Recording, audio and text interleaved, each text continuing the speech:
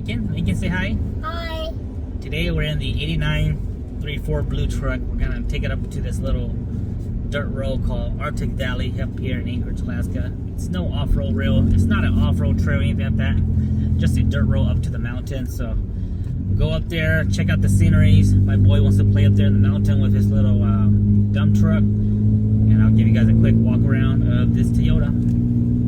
Yeah, there's mud and dirt and it's the Arctic Valley. There's a little ski resort up in the mountains up here. Nothing too big, nothing too fancy, but just a little getaway from the city. It's the middle of October. We don't have any snow yet, or at least up in Anchorage. But up in some of the mountains, there is snow already. So bumpy. A little bumpy, so we just gotta hang on tight. Is that car driving? They're going down the hill now. That one has snow, but down here it doesn't have any snow yet. I'm gonna go to that mountain. Alright, we're at the top of the ski area. It's a little bumpy still. I see a big house way up Big there. house, yeah, that's the tram system. That takes you up to the mountain. So we don't have any snow on the road yet, and just a little frosty snow on the top of the mountain. That's about it. We made it to the top of the mountains. This is Arctic Valley ski area. Like I say, a little quick drive up the mountains from the big city. During these times, people come out here and do hiking. And then summertime or in the wintertime, they can do skiing and a little bit of snowboarding. It's not a big resort or anything like that. It's really a small one. There we got the blue Yoda. She's doing great. Official walk around on her. Mr. Lincoln's playing in the background, so don't mind his noise. All right, Lincoln, you go play. So like I said, this truck is 89, originally 3.0, 5-speed. Had a blown motor when I bought it about 3 weeks ago. I done a 3/4 swap, 5-speed off of a Tacoma motor, 209,000 miles. She's been running great. 285, 7516 Baja MT Boss. These are black Yoda's wheel, but I'm putting on this truck. I've since then put a front and rear trail gear bumper. I'm gonna go ahead and put a winch on it too. All the fluids has been changed, gear, oil, everything. I'm coming up to almost my 500-mile mark on my swap here. I'm gonna do a 300-mile trip tomorrow. So after I come back from that, I'm gonna go ahead and change the oil again, just for the heck of it. I put new tie rod ends. Just the tie rod ends were bad, so I did that last night. I did a little quick DIY alignment, and it drives nice and straight. Still pulls.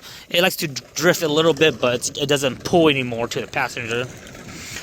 Put new CVs, upper lower ball joints. Put new ASIN manual hubs. The lift is still on here from the previous owner. The shocks are still original from the previous owner as well. I haven't taken a look and see if the shocks are completely dead, but so far it's good. Exhaust system has been fully rebuilt when I did the swap. Tranny runs great. T-case runs great. Four-wheel drive works great. I just changed out the transmission gear oil this morning. Has airbags. When I first did the drive on this swap air, for the last 300 miles, I was running a 40 PSI on the airbags, and they were a little bit rough with the empty bed, so I went ahead and dropped it back down to 20 PSI, and it rides really nice now, so definitely nice. The airbags were already installed by the previous owner as well.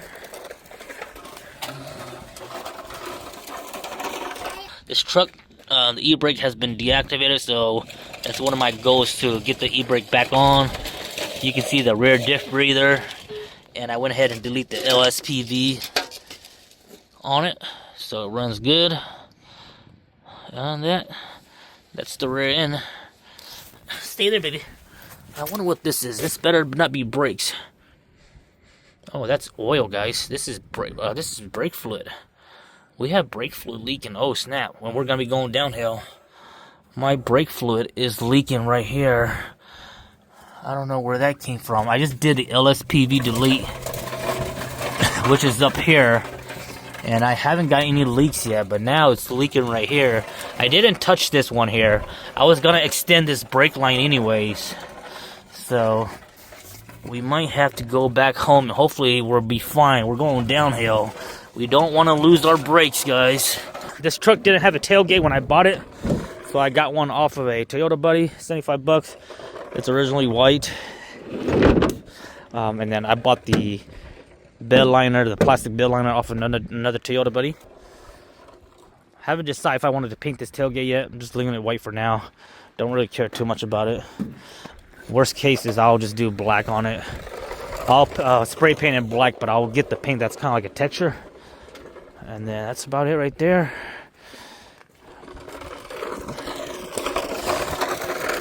You can see the hood is rubbing from the swap. We already went ahead and did a shave intake from Toy Only Swap, which is a 3/8 shave.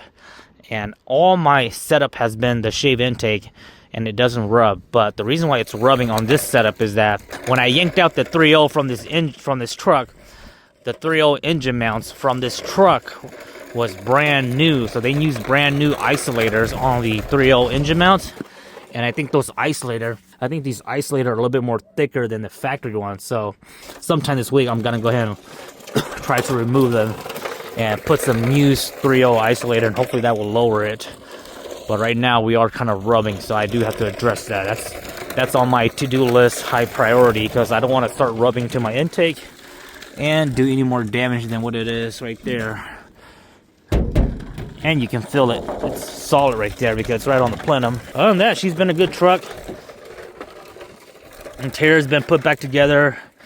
Radios have been deactivated. Don't really care too much about the radio. The driver's seat is ripped on the other side, so I will be on the market for some bucket seats. I read that the second gen 4Runners bucket seats are directly bolt on, so I'll find some of those and get some of those put on here. Just because that's all messy. And this piece here is kind of broken. It's kind of loose right here. The headliner was already like this, so we're not going to worry too much about it. And we are currently at 244,990. This truck didn't have a clock, so I went ahead and put a clock in there from one of my parts rig.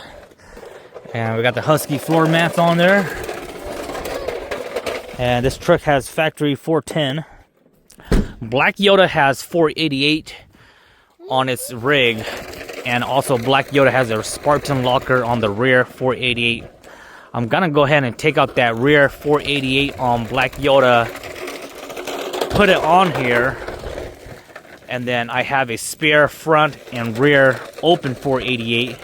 So I'm gonna put the open 488 back onto Black Yoda, and then my spare 480 front, I'm gonna clean that up and put onto this truck. So Black Yoda will have open diff 488 front and rear.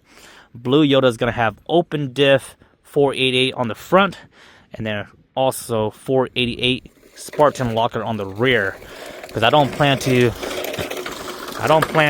off-road Black Yoda anymore. She's gonna be strictly city truck, and she's really not that enjoyable driving in the city now with that Spartan locker.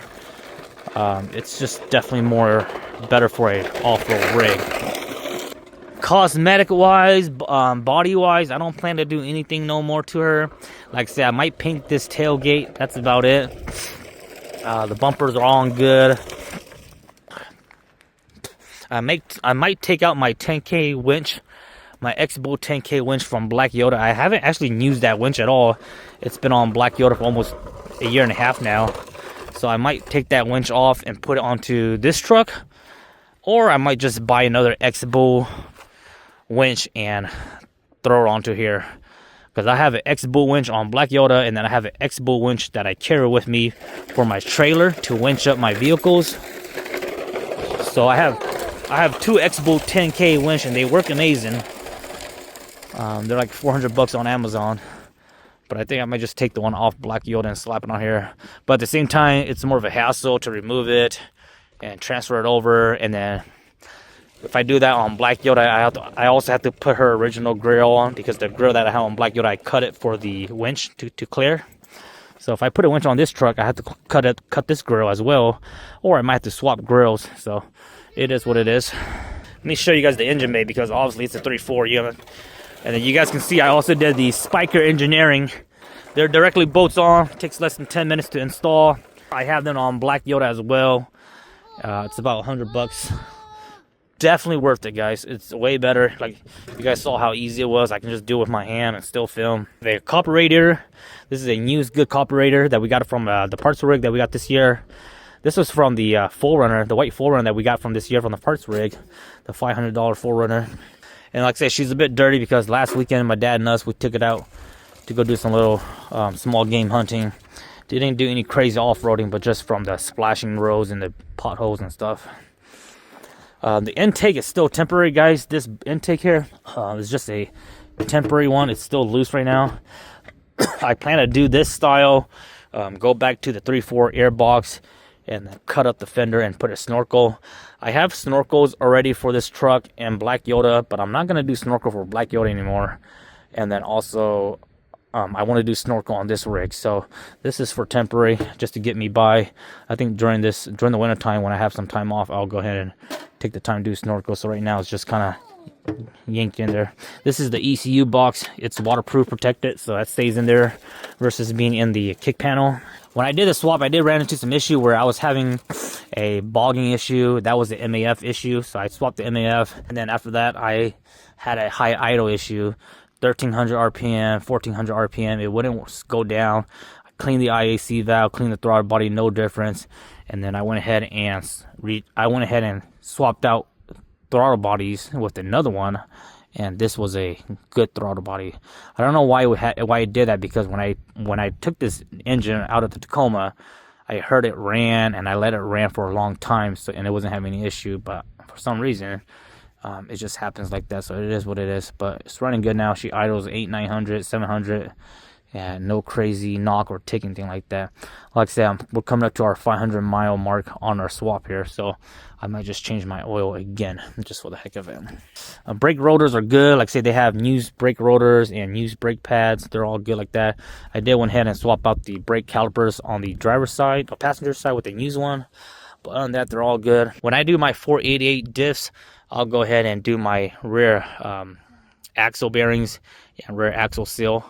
So that's already on my list as well. I have all the parts for it, just not doing it yet. So we'll knock all that rear end all at one time, and hopefully we can get that e-brake fixed.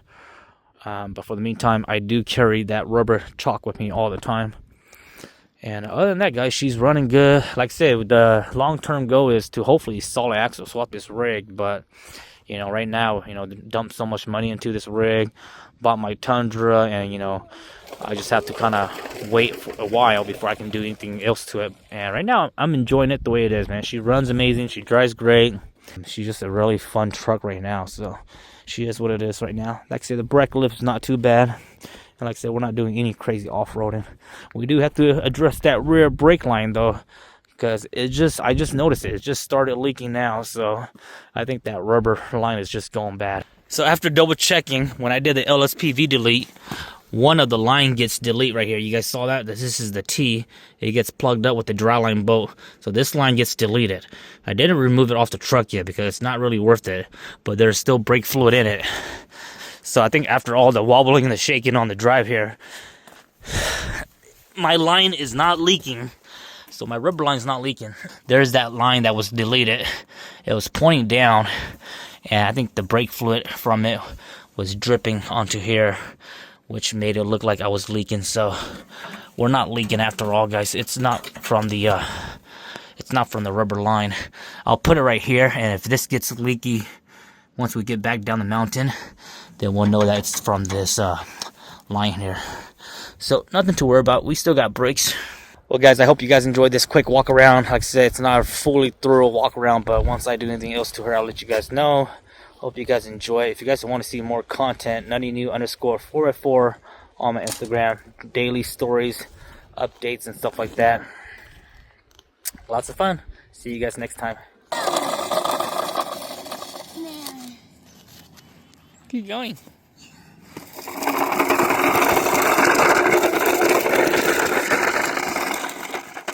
I want to go find a seashell.